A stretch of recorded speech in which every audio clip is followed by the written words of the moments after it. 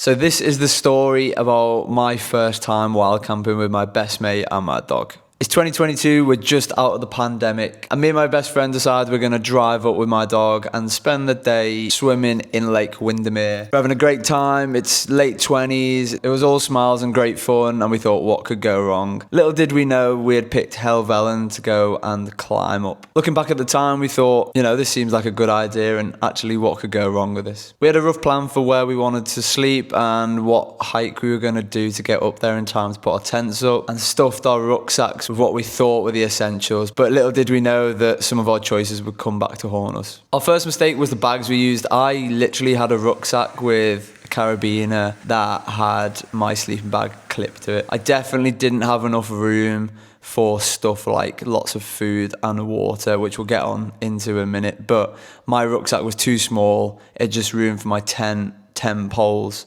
and a little bit of dog food for the morning. The biggest mistake we had was not taking enough water. Now on normal campsites, obviously you've got access to, farmhouses or running water, whereas obviously when you go wild camping, there's none of that. And we found that out the hard way, getting halfway up the mountain. It was still in the 20s and it was hot for the UK, let's put it that way. And we had myself, my best mate, and my dog, who was an 11-year-old working Cocker Spaniel. Both us and the dog were reasonably fit, but we still needed water for climbing. However, sharing a litre of water, which is all we had room for, was not going to get us to the top of that mountain. The dog was panting as the climb was quite steep up Helvellyn, and as the sun was starting to go down, we thought we were going to run out of time to put our tents up right at the top. So having to ration 1 litre of water between the dog and sacrificing ourselves is what we had to do. Now, after a little bit of time of racing up to the top, we finally came over the edge. We could see Stradon Edge in one side and the tarn down at the bottom, which honestly the views were beautiful when we got to the top. However, thirst was kicking in very quickly, and obviously we weren't going to drink that tarn water. However, it was a great feeling getting to the top, knowing that you'd completed the hike and there wasn't any more to do. We could kind of relax. We might have been thirsty, but we were happy to go one night without water. Anyway, as you can see in some of these photos, these were the photos of the view from the top. It was stunning and we had a great night. I think it really just does show that you don't always need the best equipment, and sometimes your best memories can come from, the times where things went wrong. Now, I'm definitely not saying go up and do hiking without any water. 100% you should take it, but it's really good to learn from your mistakes, and I think that's definitely one thing I've done in the past, is after that first experience of not having enough water, the first thing I've done is make sure I have water in my rucksack for when I'm ready to go on a hike. Anyway, we set up camp at the top and watched the sunset go down with me, my best mate and my dog all chilling, as you can see. And we got some great pictures and some great memories I have. I luckily still have my dog to this day, but I know one day she is going to pass away, and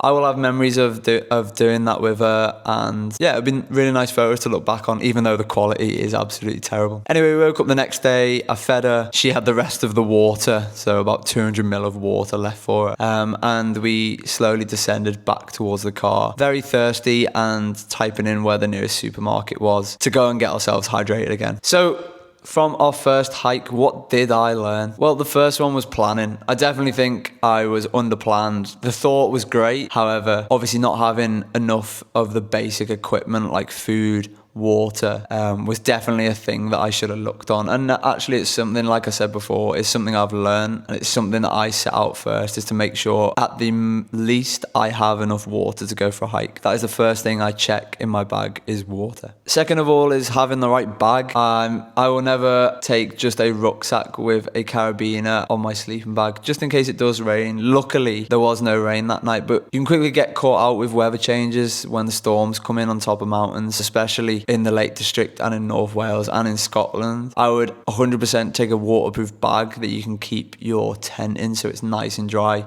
I got lucky that time, and it's something I've learned a lesson from. And the third mistake I learned from was, don't think that normal camping will prepare you for wild camping. Yes, they are both camping in a tent. However, they are very different. One, you have access to like food, water, showers, other people, whereas on top of like a mountain, it could just be you for kilometers and kilometers, and a change in weather or an injury that you don't foresee can really put you in some danger. So definitely getting comfortable wild camping in easy conditions at the even if it's like in your garden or at the local kind of like hill or nature reserve or whatever it is. Getting comfortable wild camping before you go and do it on top of a mountain is something I look back on and probably shouldn't have done a little bit more. However, looking over all of that, it was one of the greatest trips that I've ever done in my life, and it was my first one, and I loved it. The pictures show I had a great time, and I have some really good memories with my mate and my dog. It was a chaotic trip, but it was definitely unforgettable, and it's given me some great experiences to learn from. And sometimes they're the best ones, the ones you don't plan too well, the ones that you can make mistakes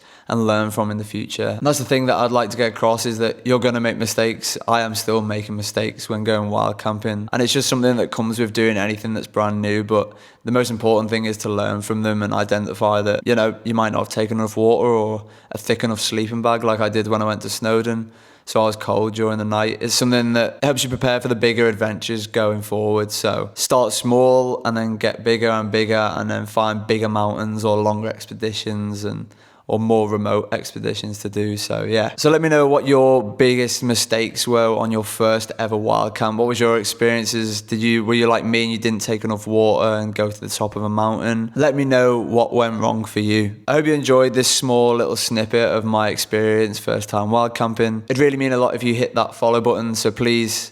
And yeah, thank you, and hopefully see you in the next one.